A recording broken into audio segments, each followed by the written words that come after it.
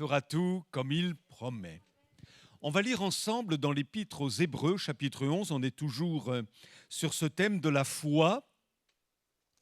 On va donc lire dans l'Épître aux Hébreux, chapitre 11, versets 17 à 19.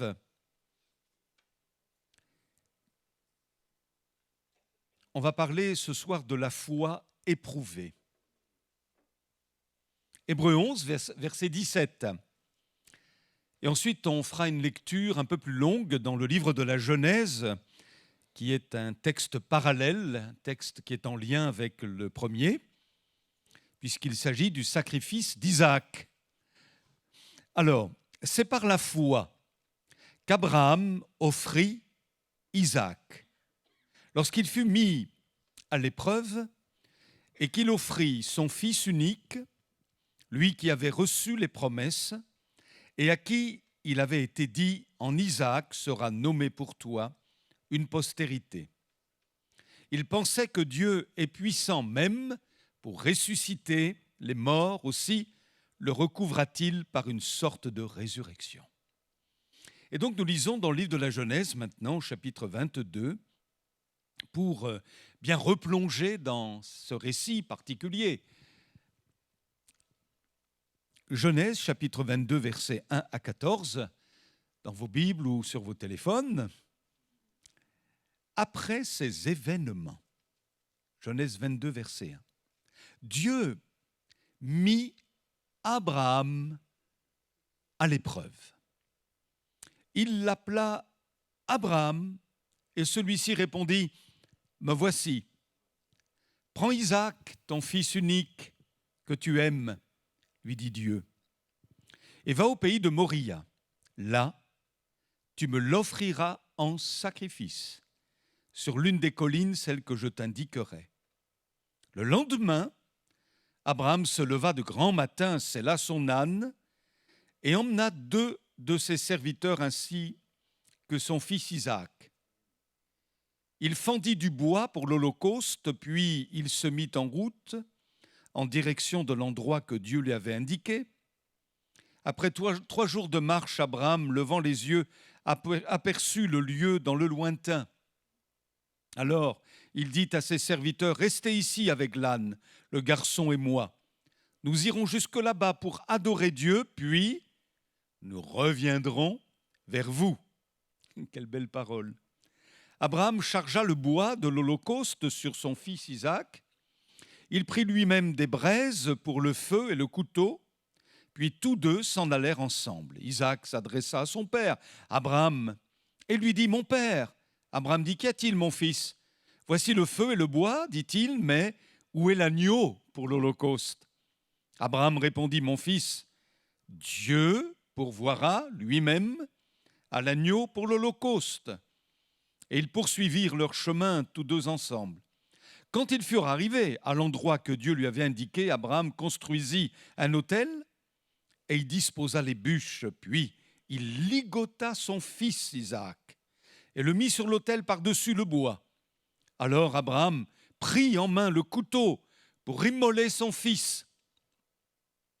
À ce moment-là, l'ange de l'Éternel lui cria du haut du ciel, « Abraham, Abraham !» « Me voici, répondit-il. » L'ange reprit, « Ne porte pas la main sur le garçon. Ne lui fais pas de mal, car maintenant, je sais que tu révères Dieu, puisque tu ne m'as pas refusé ton fils unique. » Alors Abraham aperçut un bélier qui s'était pris les cornes dans un buisson. Il s'en saisit et l'offrit en holocauste à la place de son fils. Abraham appela ce lieu-là Adonai Jireh, le Seigneur pourvoira. C'est pourquoi on dit aujourd'hui, sur la montagne du Seigneur, il sera pourvu. Amen. Alors on peut examiner ce texte sous différents angles. Il est très intéressant d'ailleurs à méditer. En tout cas, on sait que si Isaac a été épargné, parce que Dieu est un Dieu de grâce et de miséricorde, et il n'est absolument pas semblable au Dieu païen, eh bien, le Père, lui, dans le ciel, n'a pas épargné son propre fils. Et ce qui s'est passé là est une sorte de préfiguration de ce qui se passera bien plus tard à Jérusalem. Alors, Je voudrais ne pas être très long ce soir et j'ai une pensée sur le cœur que je voudrais vous partager. Je souhaite qu'elle puisse vous faire du bien et aussi réjouir votre cœur. D'après ce texte, ce qu'on peut dire, c'est que chaque enfant de Dieu, quel qu'il soit, doit s'attendre à ce qu'un jour sa foi soit éprouvée. On n'y échappera pas. Si nous sommes de véritables enfants de Dieu, on sait très bien qu'un jour ou l'autre, eh bien, notre foi sera éprouvée. D'ailleurs, l'apôtre Pierre, qui parle aussi beaucoup de persécutions, de difficultés, de soucis à vaincre, de tribulations, dira, voilà ce qui fait votre joie, parlant de l'héritage qui ne peut pas se corrompre dans le ciel. Il dit, voilà, ça fait votre joie. Même si, actuellement, il faut que vous soyez attristés pour un peu de temps par diverses épreuves. Celles-ci servent à éprouver la valeur de votre foi. Le feu du creuset n'éprouve-t-il pas l'or qui pourtant disparaîtra un jour, mais beaucoup plus précieuse que l'or périssable est la foi qui a résisté à l'épreuve. Elle vous vaudra louange, gloire et honneur lorsque Jésus-Christ apparaîtra. Alors Abraham est un peu ici un type du disciple de Jésus. Et Abraham, alors âgé de bien plus de 100 ans, a eu sa foi particulièrement éprouvée. Et je pense notamment aussi à nos aînés. Ce n'est pas parce que vous avez un certain âge que vous ne serez plus éprouvé dans votre foi. Et vous le savez. Et vous le savez. Abraham, lui, a plus de 100 ans. Il a eu sa foi éprouvée. Et de quelle manière? Puisque Dieu lui dit, ou Dieu lui demande son fils Isaac en sacrifice. Pensez donc, Isaac, le fils de la promesse, celui qu'il a eu tant de mal à avoir. Dieu ne lui avait-il pas dit, alors qu'il était arrivé en Canaan, « Je rendrai ta postérité comme la poussière de la terre, en sorte que, si quelqu'un peut compter la poussière de la terre, ta postérité aussi sera comptée. » À ce moment-là, Abraham n'avait pas d'enfant. Il a reçu cette promesse dans le cœur. C'est bien l'Éternel qui le lui a faite. Mais le temps a passé et rien ne s'est produit.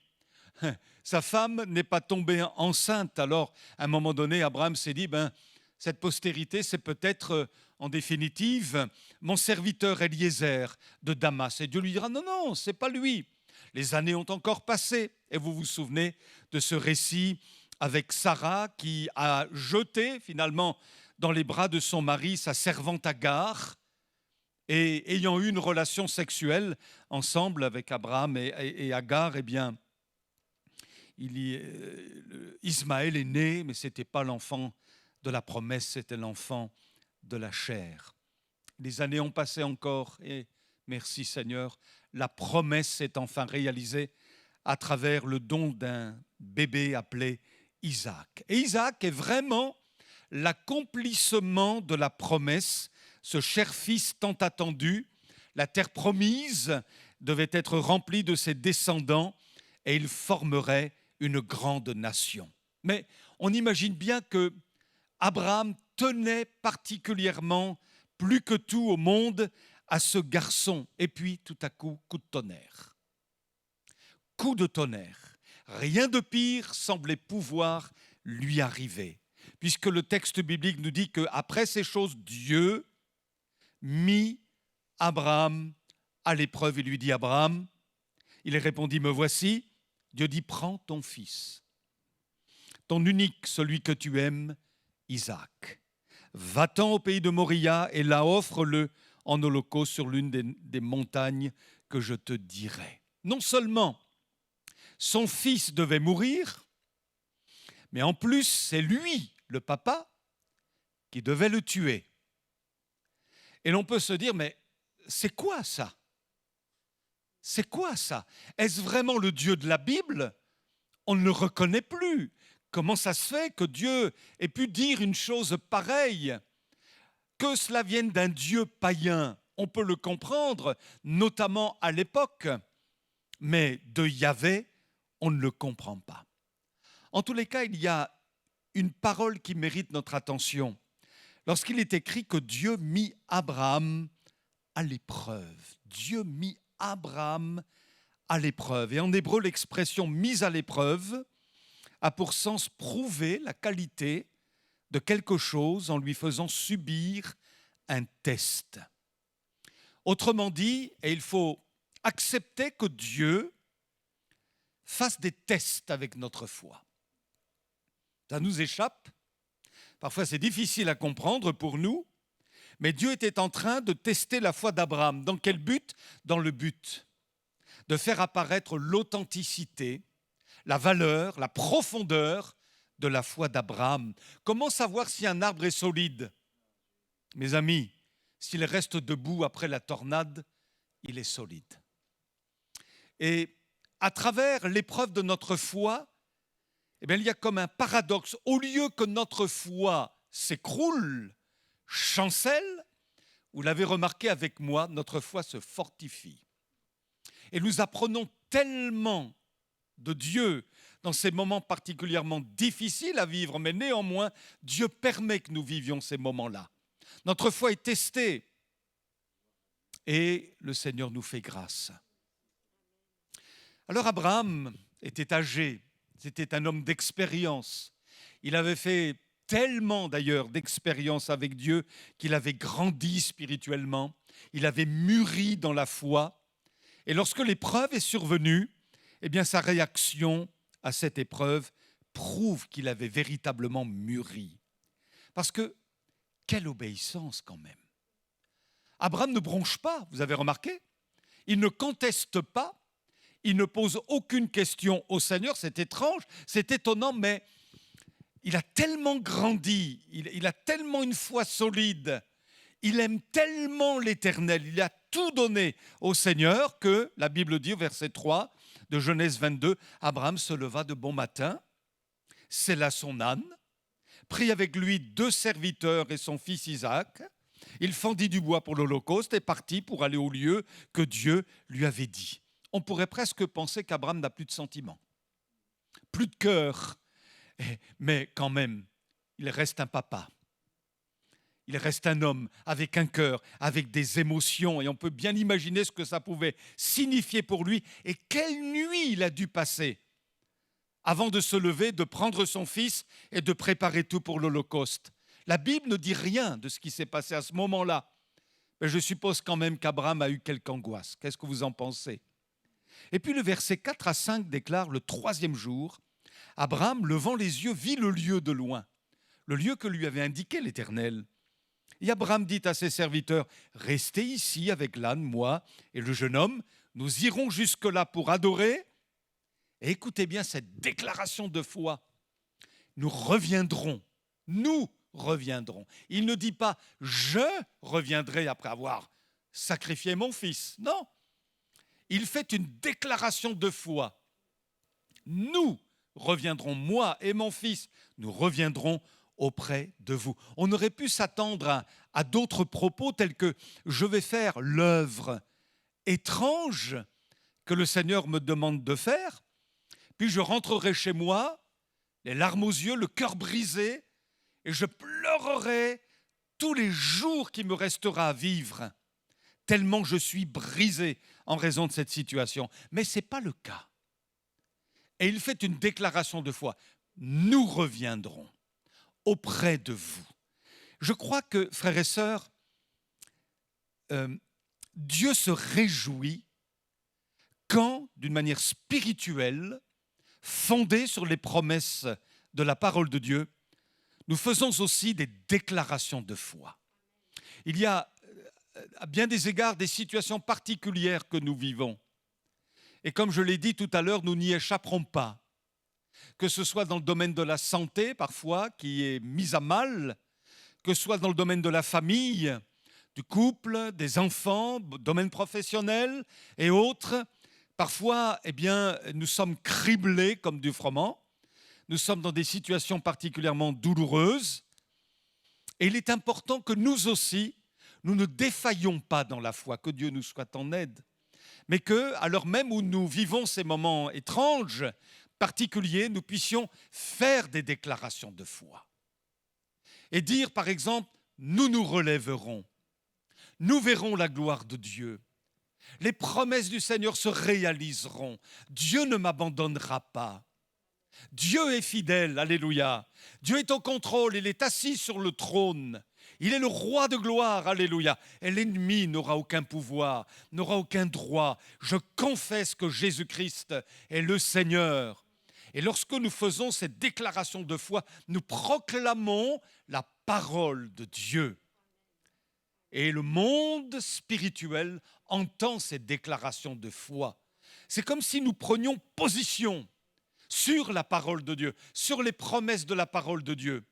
Et il est important, finalement, dans ce combat spirituel, que nous déclarions les promesses du Seigneur et que nous exercions aussi notre foi. En tous les cas, je ne sais pas si vous pensez comme moi, mais moi j'ai le sentiment, en lisant ce texte, bien qu'il a plu à l'esprit de ne pas tout nous révéler de ce qui s'est passé, des sentiments d'Abraham et tout ça, mais il me semble qu'Abraham est plein d'assurance. Je ne le vois pas paniquer. Et il me semble même voir Abraham calme, dans un moment tellement incompréhensible, tellement inexplicable. Nous allons là-haut pour adorer et nous reviendrons. Et l'auteur aux Hébreux, nous l'avons lu tout à l'heure au chapitre 11, écrit à propos d'Abraham, il pensait que Dieu est puissant, même pour ressusciter les morts, aussi le recouvra-t-il par une sorte de résurrection. Un cher auteur chrétien du siècle passé, Oswald Chambers, a dit « La foi est l'effort héroïque de votre vie. Vous vous abandonnez au Seigneur avec une confiance illimitée. Jésus-Christ vous demande de lâcher tout, ce à quoi vous vous accrochez avec votre bon sens pour oser faire ce qu'il dit. Croyez totalement en Dieu et lorsqu'il vous demande de courir un risque, allez-y. » C'est vraiment ce qu'Abraham a vécu. Et au chapitre 22, toujours de la Genèse, versets 7 à 8, il est écrit, Isaac s'adressa à son père Abraham et lui dit, « Mon père, Abraham, qu'y a-t-il, mon fils ? Voici le feu, le bois, dit-il, mais où est l'agneau pour l'holocauste ?» Abraham répondit, « Mon fils, nouvelle déclaration de foi. Dieu pourvoira lui-même à l'agneau pour l'holocauste. » Mais vous ne pensez pas qu'un homme comme ça ne peut qu'être exaucé, ne peut être que béni, approuvé du ciel, approuvé de l'Éternel?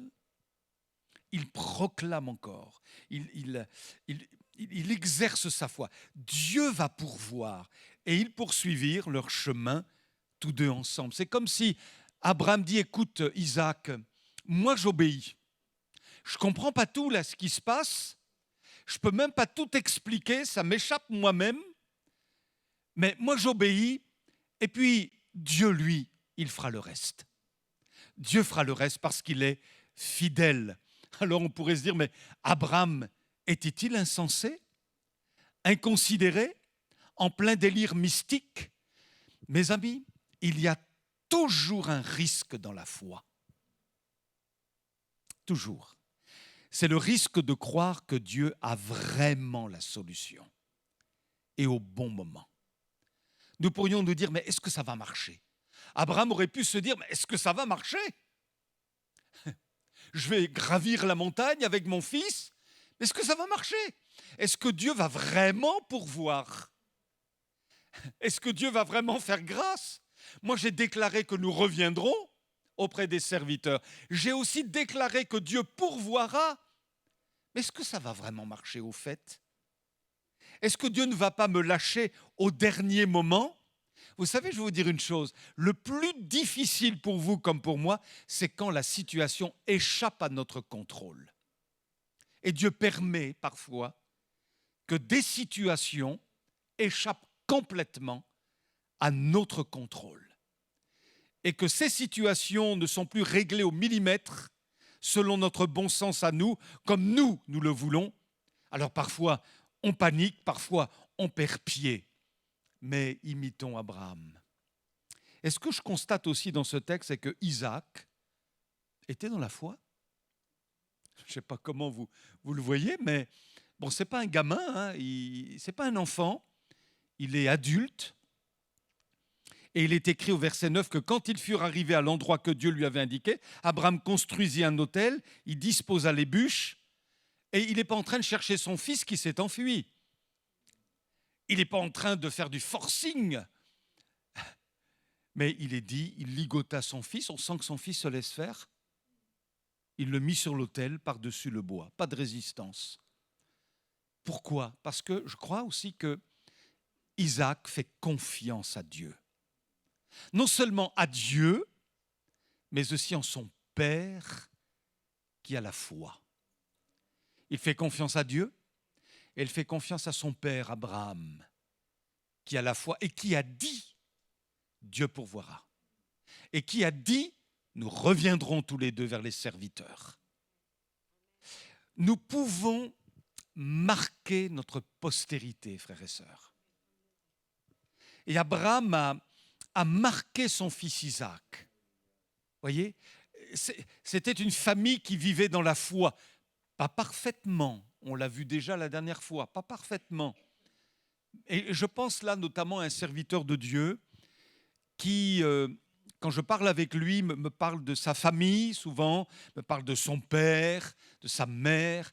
Et vraiment, quand on entend cet homme-là, qui a maintenant un certain âge, eh bien, il garde des souvenirs merveilleux, magnifiques de la vie de piété au plan de la famille. Oui, papa, il priait, papa, il exerçait sa foi. On sent qu'il a baigné là-dedans. Il a baigné là-dedans et ça l'a marqué, alléluia. Combien un papa qui a la foi.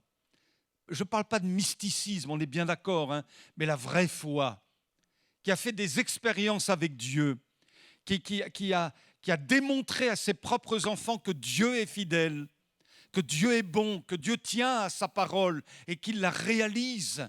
Et les enfants en sont témoins. Ils ont vu le papa béni, ils ont vu la maman bénie, ils ont vu que là, effectivement, le Seigneur a exaucé leurs prières. Et ils commencent à prendre au sérieux ces choses-là. Ils se disent, c'est étrange, il y a quelque chose d'anormal, c'est surnaturel, mais Dieu est vivant, alléluia.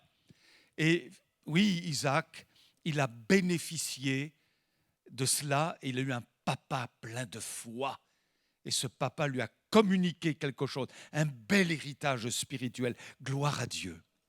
Alors je vais conclure. Quelle application pour notre vie ? Dieu, et je veux le dire à moi-même aussi, vraiment, Dieu teste notre foi. Il a testé la foi d'Abraham, à notre niveau, à nous, il la testera aussi. Et qu'est-ce qu'il est en train de nous dire ce soir, comme il l'a aussi exprimé à Abraham ? Eh bien, mets tout ce qui t'est cher sur mon autel. Lâche le contrôle. Abraham a dû lâcher le contrôle. Il n'avait plus le contrôle. C'était Dieu qui contrôlait les choses. Abraham, fallait qu'il obéisse. Donc, mets tout ce qui t'est cher sur mon autel, peut nous dire le Seigneur ce soir, lâche le contrôle et fais-moi confiance. Mets sur mon autel ton fils, ta fille, tes petits-enfants, tout ce qui t'est cher, mets-les sur mon autel. Nous, on voudrait contrôler. Mais Dieu, à un moment donné, dit non. Il faut que tu me fasses confiance. Et parfois, on voudrait leur éviter des difficultés, les protéger pour ne pas dire les surprotéger. Parce que nous, les parents, on a le contrôle, on veut contrôler les choses. Et Dieu dit stop, laisse faire. Laisse-les faire leur expérience. Toi, ce que je te demande, c'est que tu les déposes sur l'autel. Alléluia. Et quand on veut tout contrôler, on se rend compte qu'on ne règle pas plus les choses pour autant. Mais quand on les dépose sur l'autel, c'est là que Dieu pourvoit. C'est là que Dieu donne les solutions, comme il l'a fait pour Abraham. Alléluia. Alors, Abraham, il a dû faire en sorte que sa foi dépasse ses sentiments et ses émotions. Il a fallu que sa foi dépasse ses sentiments et ses émotions. Essayez de réfléchir à des situations que vous avez vécues. Et là, il y a des situations qui me viennent à l'esprit par rapport à mes propres enfants même. Et vrai, oui, ça a échappé à notre contrôle. Et on s'est dit, mais c'est comme ça, Dieu veut que ce soit comme ça.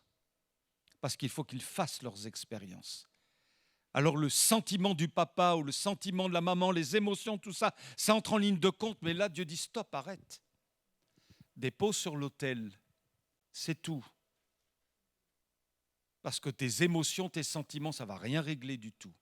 C'est ta foi qui fera la différence. Donc donne-les-moi, place-les sur l'autel. Moi, je vais pourvoir. Moi, je ferai grâce. Et ils feront leurs expériences. Alléluia.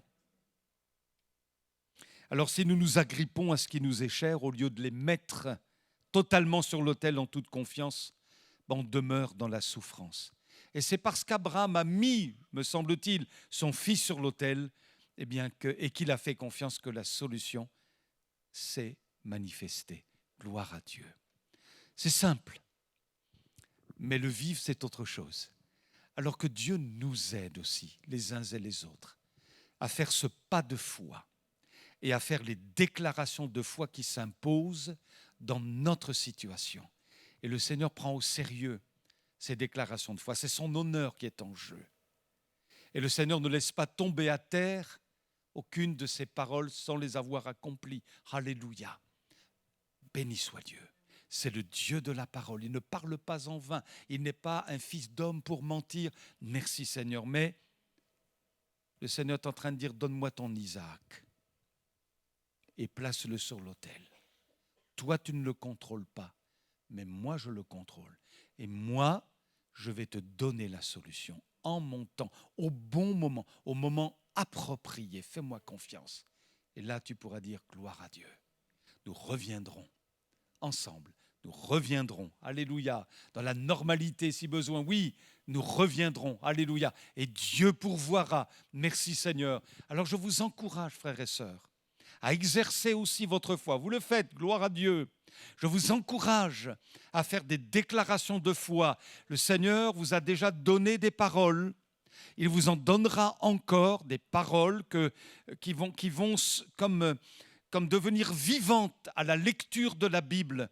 Et vous allez souligner ces promesses, vous allez les serrer dans votre cœur, les repasser dans votre cœur et les proclamer. Seigneur, tu as dit, Seigneur. Dieu ne souffre d'aucune amnésie, mais il aime quand on lui rappelle sa parole. Tu as dit, Seigneur, alléluia. Et tu le feras, mon Dieu, parce que tu veux bénir, tu veux sauver, tu honores la foi. Nous le croyons, Seigneur. Alors que le Seigneur renouvelle notre foi. Qu'on soit vraiment, dans le cadre de notre assemblée locale, fortifié dans notre foi. Ce n'est pas toujours facile. Voilà. Surtout quand ça échappe vraiment à notre contrôle. On est un peu perdu. On est humain, tellement humain. Et quand le Seigneur retire toutes nos béquilles sur lesquelles on s'appuie, c'est pas facile, mais ça fait partie de l'école de Dieu.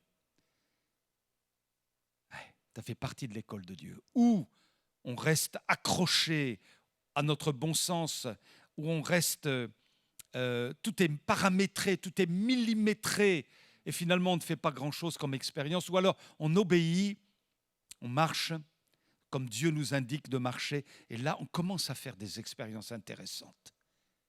Merci Seigneur. Seigneur, fais ce que tu veux, comme tu le veux. Tu nous connais, tu connais nos vies. Amen. Que tu sois jeune ou un peu moins jeune, que tu sois seul ou en couple, eh bien, on va se réjouir parce que ce n'est pas encore fini avec chacun de nous. Vous ne croyez pas? Le Seigneur va encore nous donner de belles choses à vivre, à expérimenter, et on pourra raconter ce que Dieu a fait. Alléluia. Il dit dans la Bible, je raconterai tes merveilles à la génération qui vient. Et c'est pourquoi il demande que ces jours soient prolongés. Vous voulez que vos jours se prolongent? Et si Dieu vous prolonge vos jours, vous savez pourquoi il prolonge vos jours? Pour que vous racontiez à la génération qui vient qui est Dieu, les merveilles de Dieu. Alléluia, les bienfaits de Dieu, ce qu'il accomplit encore aujourd'hui. Merci Seigneur. Alors, Seigneur, alors que les mois passent, les années passent, je veux vivre avec toi, je veux faire avec toi des expériences. Je veux déclarer que tu es un Dieu agissant. Alléluia. Que tu fais encore de belles choses, Seigneur. Je ne veux pas vivre comme si tu n'étais pas vivant, comme si tu n'étais pas le Dieu du miracle. Mais si tu es le Dieu du miracle, alors mon problème à moi, tu t'en charges. Tu n'es pas dépassé par ce problème. Ce que tu me demandes, c'est de le déposer sur ton autel. Amen. On prie ensemble. Merci Seigneur pour ces moments de réflexion, moments tout simples, mais ô combien importants dans la pratique. Fais-nous grâce éternelle. On a besoin de toi, Jésus. Alléluia. La foi te réjouit, la foi te plaît. On se souvient de ce centurion, tu n'avais jamais vu pareille foi en Israël. Seigneur, oui, tu honores la foi. Crois-tu que je puisse faire cela? As-tu dit déjà? Eh bien, Seigneur, nous voulons être de ces hommes et femmes qui ne doutent pas, qui ne te remettent pas en cause. Nous voulons être de ces hommes et ces femmes qui acceptent de sortir parfois de leur zone de confort, de leur zone de sécurité parfois même, parce que tu nous le demandes simplement. Et nous croyons que tu as un chemin pour chacun de nous. Il y a bien des choses dans notre vie qui nous échappent, bien des situations qui ne sont plus sous notre contrôle, et tu l'as permis ainsi pour que nous expérimentions ta bonté et que nous nous attendions à la solution qui vient de toi. Alléluia. Il y a une solution pour chacun de nos problèmes. Amen. Nous le proclamons ensemble. Seigneur, donne-nous, comme Abraham, de ne pas céder à un vent de panique. Donne-nous, comme Abraham, d'être paisible, de t'obéir et de croire en faisant des déclarations de foi, de croire que tu as la solution pour chacun de nous. Merci de nous donner de le vivre et de le dire, de le raconter. Alléluia. Oh, merci Seigneur, de ce que ce soir tu es à l'écoute du cri de notre cœur, des besoins de notre âme, des besoins de nos familles.